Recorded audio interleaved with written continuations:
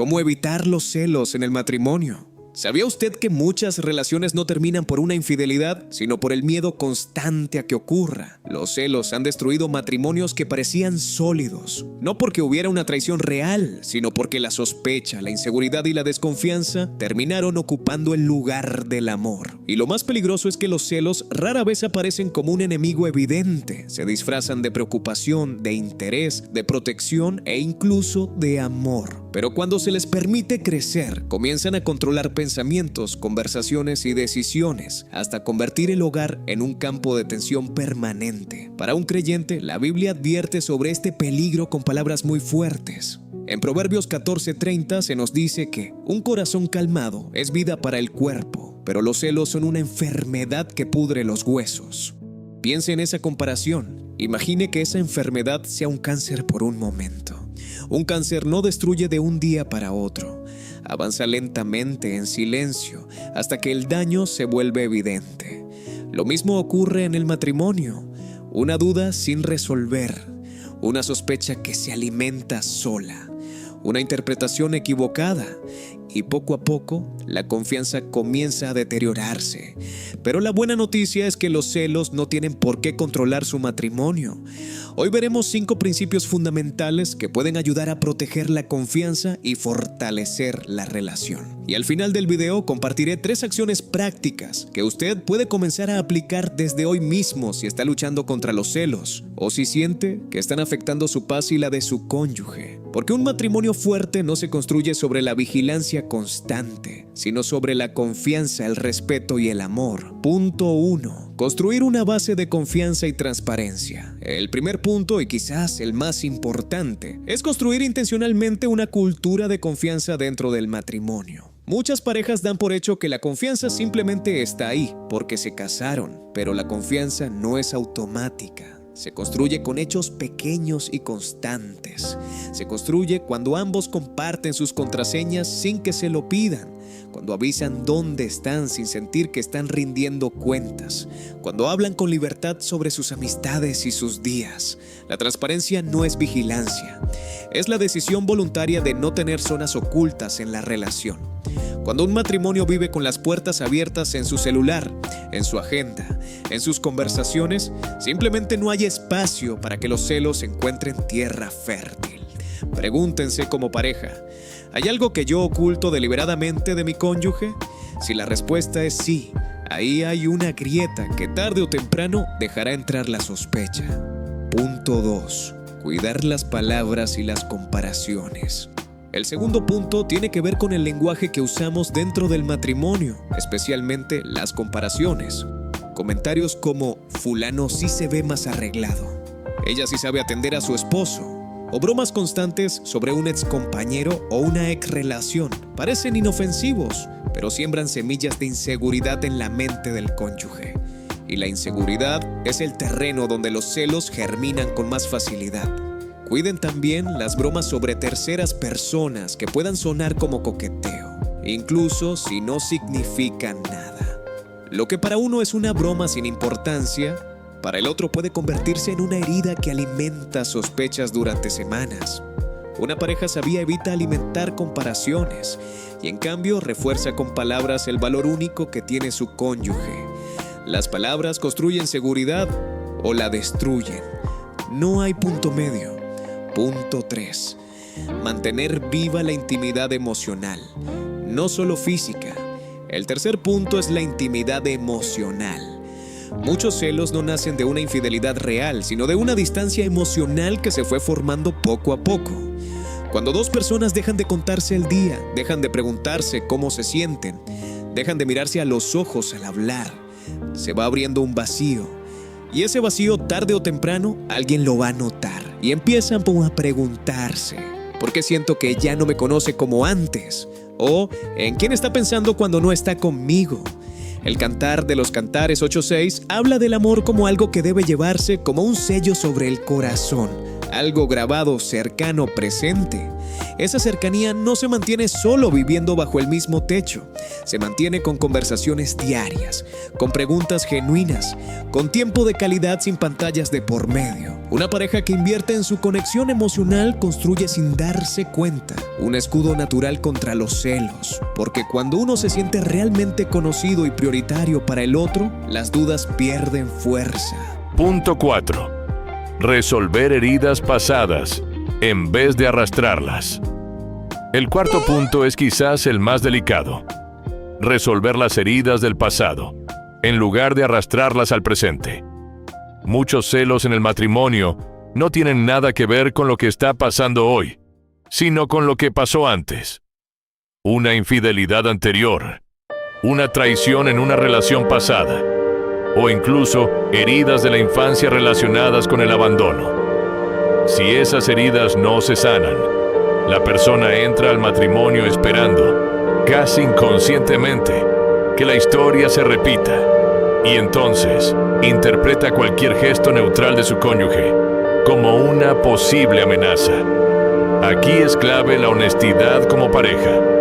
Si uno de los dos sabe que carga heridas de relaciones pasadas, conversar abiertamente y, si es necesario, buscar consejería matrimonial o pastoral no es un signo de debilidad, es un acto de madurez. Sanar el pasado evita que contamine el presente. Encontramos este consejo. Proverbios 27:4 dice que la ira es cruel y el enojo destructivo, pero los celos son aún más despiadados. Es una advertencia seria. Dejar heridas sin sanar no produce paz, produce un terreno fértil para la sospecha constante. Punto 5. Fortalecer la identidad y la seguridad personal. El quinto punto es, tal vez, el fundamento de todos los anteriores. Cada cónyuge necesita fortalecer su propia identidad y seguridad personal, independientemente del matrimonio. Cuando una persona deposita todo su valor, toda su autoestima, en la aprobación constante de su pareja, se vuelve extremadamente vulnerable a los celos. Cualquier distracción del cónyuge, una llamada, una salida con amigos, un nuevo proyecto se siente como una amenaza a su propia valía. La Biblia, en 1 Corintios 13, nos recuerda que el amor verdadero no actúa con celos posesivos ni egoísmo, pero ese tipo de amor maduro solo puede fluir de una persona que ya está segura de quién es, idealmente, porque su identidad está anclada primero en su relación con Dios, y no únicamente en la mirada o la atención de su cónyuge. Cuando cada uno cultiva su propia seguridad, su fe, sus amistades sanas, sus metas personales, deja de depender exclusivamente del otro para sentirse valioso. Y eso, automáticamente, reduce el espacio que los celos necesitan para crecer. Si usted es quien siente celos, 3 pasos para controlarlos. Ahora bien, quizás usted está escuchando esto y reconoce que el problema no es su cónyuge, sino que es usted quien lucha con celos. Quiero ser claro. Sentir celos de vez en cuando es humano. No lo convierte en una mala persona. El problema no es sentirlos. El problema es dejar que controlen sus acciones. Aquí le dejo 3 pasos prácticos.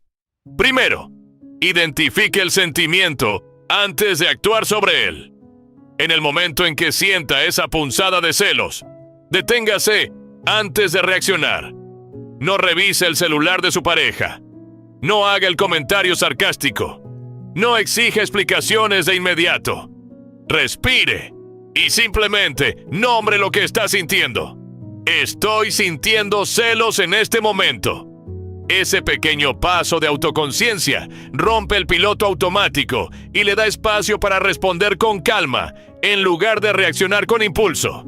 Segundo, pregúntese de dónde viene realmente ese celo.